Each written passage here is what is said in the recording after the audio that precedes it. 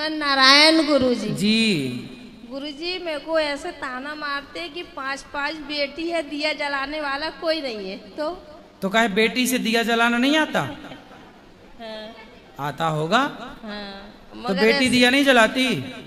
जनक जी का दिया बेटी ने जलाया कि बेटे ने जलाया? जनक जी को सीता के कारण जाना जाता है, ना कि उनके बेटे के कारण। समझाओ, थोड़ा बोला करो। कौन बोलता है ऐसा? कोई भी बोलते कि बेटा कौन नहीं ऐसा है। बोलता है? अब कोई भी मोहल्ले पड़ोस में बोल देते पड़ोसियों को बिल्कुल मिर्ची का धुआं दो और उल्टा लटका के देना। ऐसे उल्टा लटका दो और नीचे लाल मिर्ची जला दो ऐसे लोगों को, और उनसे बोलना कि हमारी बेटी को दिया जलाना आता है। बेटा तो एक वंश एक कुल संभालता है, बेटियां दो दो कुल संभालती हैं। इसलिए बेटा से अधिक बेटी जिम्मेदार होती है। और राधे राधे गुरुजी। राधे राधे। मेरा प्रश्न ये है गुरुजी कि आजकल जो कि डिजिटली का जमाना है, हाँ, और इसमें गेमिंग जो है सो एक बहुत बड़ा ये डिजिटली गेमिंग खेला जाता है, हाँ, और उसमें बैटिंग भी होता है। तो बहुत सारे युवा जो हैं इस गेम में काफ़ी ज़्यादा फंसे हुए हैं, और उनका लाखों का लाखों रुपया गेम के थ्रू, ऑनलाइन गेमिंग के through, like ludo and others game के थ्रू काफ़ी पैसा वो लुटाते हैं। इवन गार्जियन चाहते हैं कि वो बच्चे इस गेम से बचे, लेकिन इस गेम को खिलाने वाले तरह तरह तरीका से उस गेम को खिलाते हैं, और जिससे लाखों बहुत बच्चों ने सुसाइड भी किया है। तो इस पे आपका क्या कहना है? या गेम अभी एक बहुत बड़ा अभिशाप हो गया है, ऑनलाइन गेमिंग? सही है, ये नहीं होना चाहिए। सरकार को इसमें बैन लगाना चाहिए, सरकार को इसमें कड़े कानून बनाने चाहिए, और वो ये सारे गेमों पे प्रतिबंध लेकिन लगाए। ये सरकार ने इसको लीगलाइज नहीं किया है। ये सारे गेम प्ले स्टोर में नहीं मिलते हैं, थर्ड पार्टी ऐप है, और जिसके द्वारा लोगों को काफ़ी ज़्यादा चूना लगाया जा रहा है। तो ये काफ़ी ज़्यादा चिंता का विषय है। आजकल 14 साल से जितने कम के बच्चे हैं इस टाइप के गेम को खेलते हैं, और उनका काफ़ी ज़्यादा नुकसान हो रहा है। हम 10 साल हो गए, 10 से 15 साल। तो मेरी नौकरी वोकरी करने की कोई इच्छा नहीं होती है। करने की इच्छा रख रहा हूँ पर हो ही नहीं पाती है। तो नौकरी नहीं करते आप? हाँ। तो क्या करते हो? अभी तो फिलहाल मैं कुछ नहीं कर रहा हूँ। तो घर में पड़े पड़े पैसे कहाँ से आते हैं? पैसे से तो थोड़े किसानी का जाता है। खेती है आपकी? हाँ। कितनी? 2 एकड़ करो। अच्छा है, खेती करो। तो खेती तो साल भर के लिए दे के आ जाता हूँ। तो कुछ करो ना। हाँ, तो काम करने की इच्छा रखता हूँ पर हो ही नहीं पाता, व्यवस्था है, मन ही नहीं लगता है। कहाँ जाता है मन? पता नहीं महाराज जी। पत्नी कहाँ रहती है? वो तो साथ में ही रहती हैं। तो काम में भी पत्नी को साथ में ले जाया करो, दोनों मिलकर काम करो, तो वो रहेगी तो मन लगेगा। वो घर पर रहती है ना, तो फिर आपका काम में मन नहीं लगता, बार बार मन घर जाता है। नहीं, ऐसा नहीं है। नहीं, ऐसा कुछ नहीं है। फिर कैसा है? पर पता नहीं क्यों अंदर की आत्मा नहीं बोलती है। हैं? अंदर की आत्मा ही नहीं बोलती है। आत्मा नहीं बोलती है? हाँ। तो आत्मा क्या बोलती है? कि घर में बैठे बैठे खाओ? नहीं। बच्चे हैं? हाँ। कितने? 2 हैं। कमाते हैं? छोटे हैं बड़े हैं? छोटे हैं। पढ़ते हैं? हाँ, पढ़ते हैं। तो भाई देखो, आपको कमाना चाहिए। घर में बैठे बैठे कैसे बच्चों को पढ़ाओगे लिखाओगे? घर आपका खुद का है कि किराए से हो? किराए से हूँ।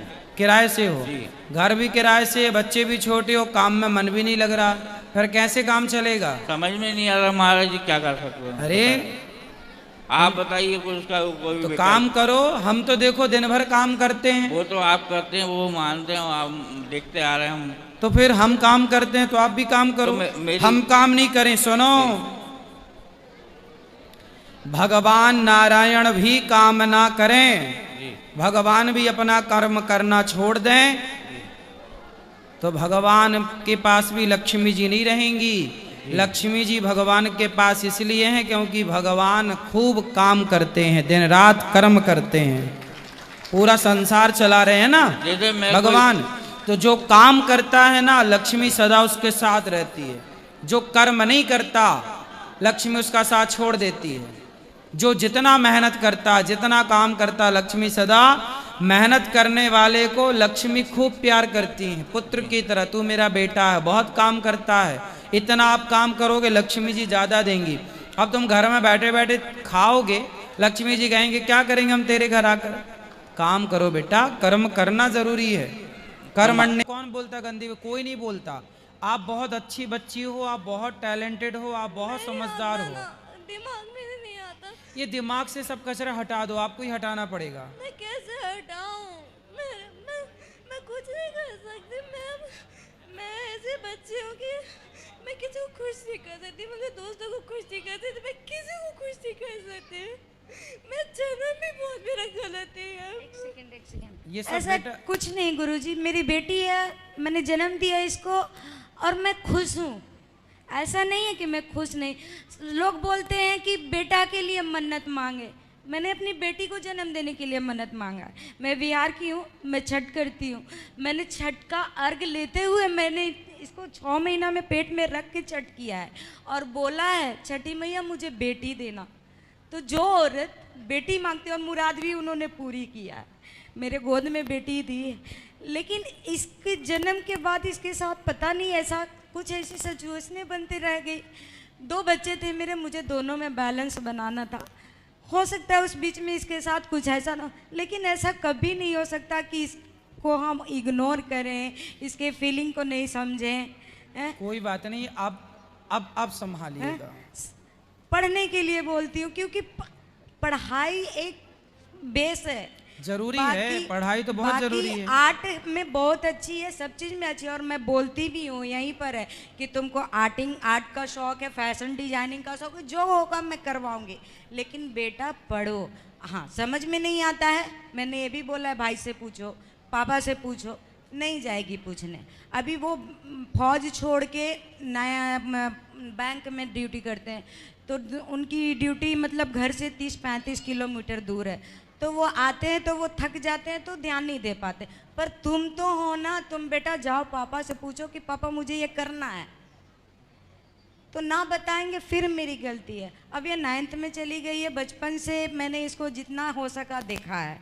अब 9th में चल जाने के बाद अब वो पढ़ाई मुझे समझ में नहीं आती है, मैं कुछ नहीं कर सकती उसमें तो भाई कोचिंग क्यों नहीं जाती है?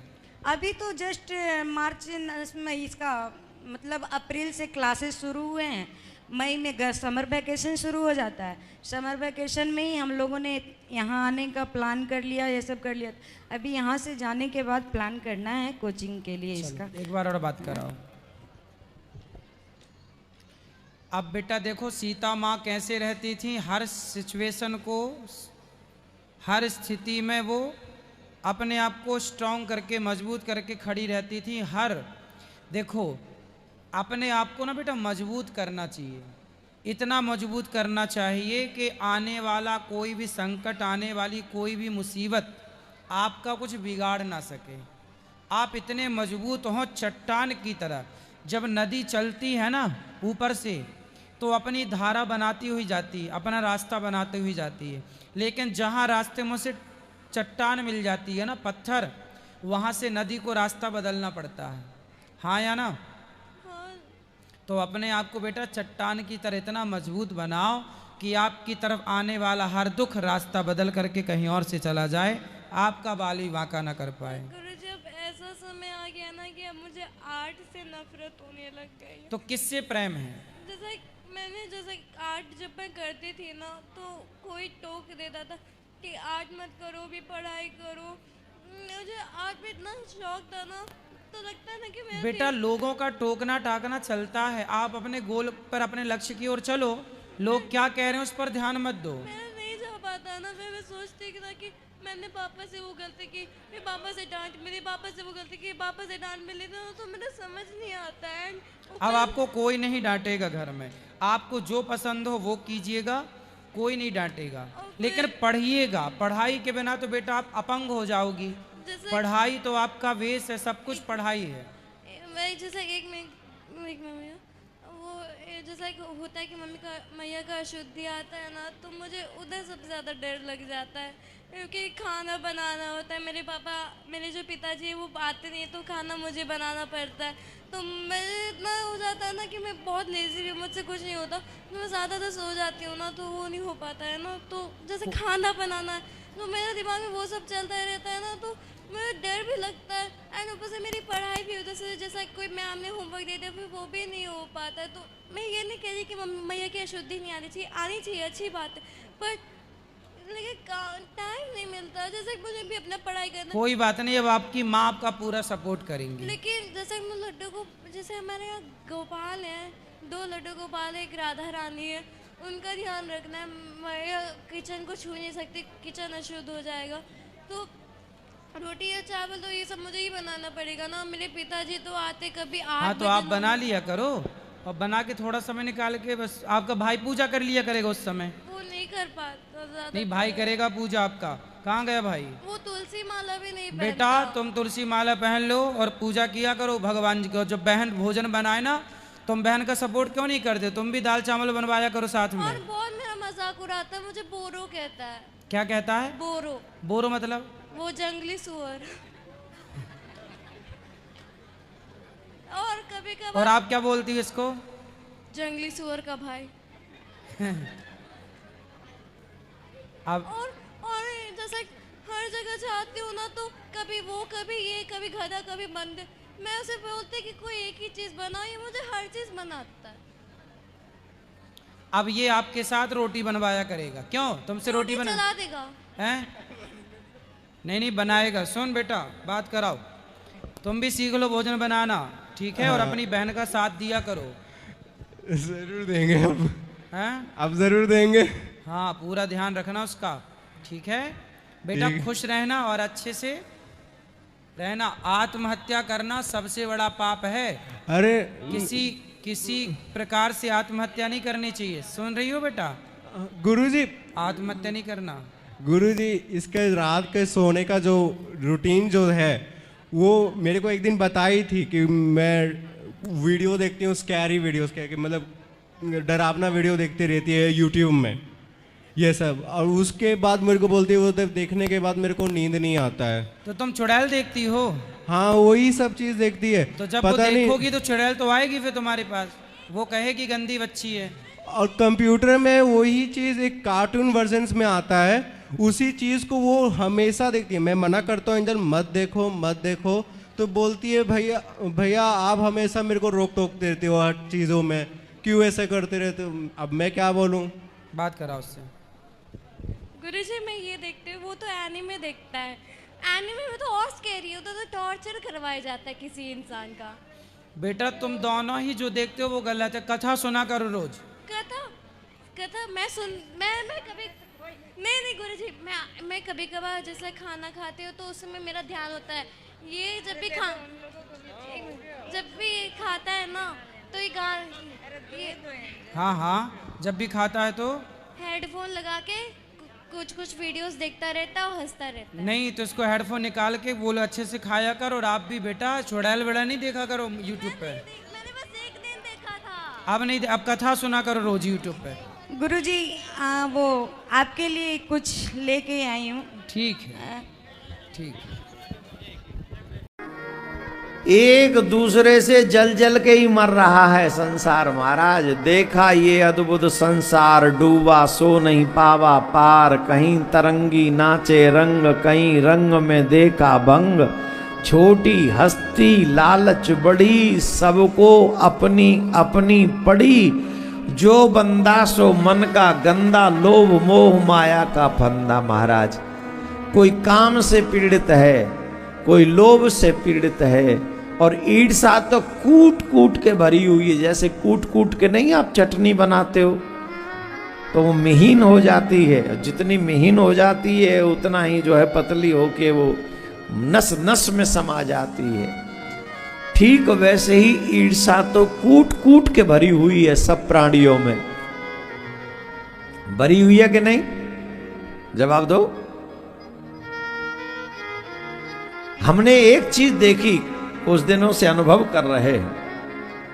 अन्य धर्मों में उनके धर्म के उठावे के लिए, आगे बढ़ाने के लिए कोई काम करे तो पूरे समाज के लोग उनके साथ खड़े हो जाते हैं, पूरे समाज के लोग।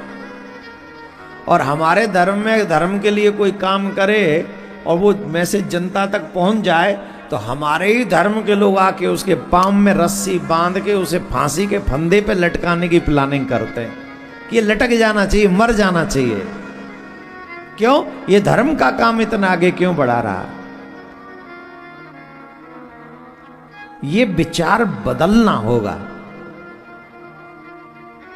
ये विचार हम सबको बदलना होगा। जो भी अच्छा कार्य करे उसे बढ़ावा देना होगा, क्योंकि वो बढ़ेगा तो धर्म बढ़ेगा। या तो खुद कर लो क्या, लेकिन करो वैसा जिससे धर्म बचे। वो ना करना जो सिर्फ तुम बचो बाकी सब मर जाएं। वो करो जिससे धर्म बचे, ये धार्मिक समाज बचे, आने वाली पीढ़ी बचे। आप वो कार्य करिए और फिर सबको कह दीजिए आप चुप बैठे रहो, तुम कुछ नहीं करना। अरे हम तो कह रहे हम जैसों से कह दो, हम भी चुप बैठ जाएंगे। कथा तो करवाओगे कि नहीं? हम तो कथा ही करेंगे।